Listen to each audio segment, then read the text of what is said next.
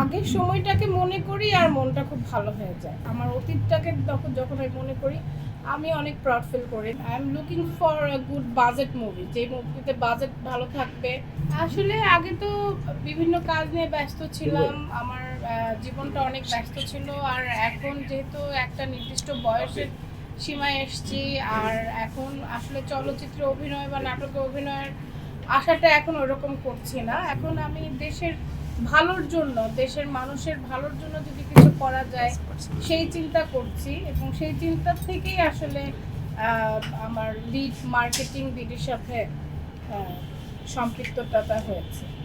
মেয়েদের তো পরিবার, সংসার সব কিছু থাকে, এটার সাথেই কাটাতে হয় রাত দিন। ছেলেরা তো বাইরে বাইরে কাটাতে পারে, একজন অভিনেতা যতদিন চলচ্চিত্রে অভিনয় করতে পারে একজন অভিনেত্রী কিন্তু পারে না, তাদের সময়টা অনেক শর্ট।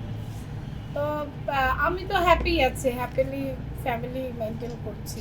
আগের সময়টাকে মনে করি আর মনটা খুব ভালো হয়ে যায়। আমি কখনো মিস করি না, কারণ প্রতিটা মুহূর্তেই আমরা সময়কে হারাচ্ছি। আর আমি যেই টাইমটাতে ইন্ডাস্ট্রি লিড দিয়েছি, বা ইন্ডাস্ট্রিতে যেই টাইমটা লিডিং ক্যারেক্টারগুলো করেছি, দেখা যাচ্ছে লেডি অ্যাকশন ছবিতে আমার নাম ভূমিকা, নাগিন ছবিতে আমার নাম ভূমিকা। তো এটা খুব রেয়ার, অনেক রেয়ার শিল্পীরা যারা আছেন যে যাদের নাম ভূমিকায় ছবি হয়েছে।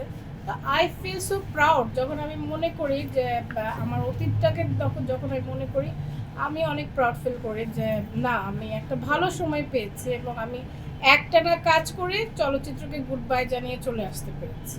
কারণ চলে তো আসতেই হয়। একটা নায়িকা তো মানে 30 বছর বা 25 বছর টানা নায়িকা করতে পারে না, নায়িকাদের ক্যারিয়ারটা খুব শর্ট হয়। তো সেই হিসেবে তো I am in a good position আমি মনে করি। মিজান ভাইয়ের ছবি করেছি, ওনার কিন্তু দুটো ছবিতে কাজ করেছি, আরেকটা ছবি এখনো রিলিজের অপেক্ষায় আছে। আর আমি এখন অ্যাকচুয়ালি নায়িকা চরিত্র করছি না, আমি ক্যারেক্টার আর্টিস্ট হিসেবেই কাজ করেছি যে কয়টা ছবিতে কাজ করেছি। তবে ইদানিং আমি বেশ কয়েকটা ছবি ছেড়ে দিয়েছি, আমি আর কাজ করিনি।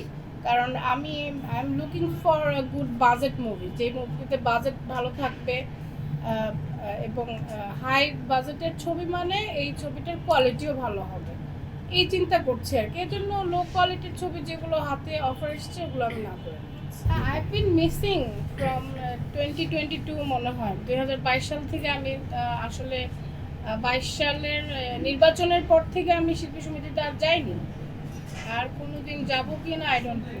22 সালের নির্বাচনের পরে তার পরবর্তী নির্বাচনে আমি যাইনি, আর কখনো যাবো কিনা তার সন্দেহ আছে।